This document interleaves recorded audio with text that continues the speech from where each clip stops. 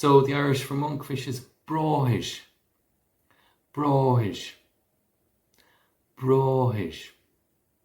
And in English we have the word monk. In Irish we have this term brathis. So it sounds like brother in English, but it's not the word that we use for brother when speaking about a blood relative.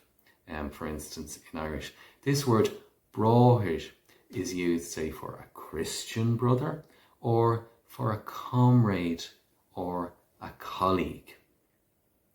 So somebody that you have some friendship or closeness to or warmth for, but not a blood relative. So brathis, similar in a way when you consider Christian brothers and such to the word monk in English.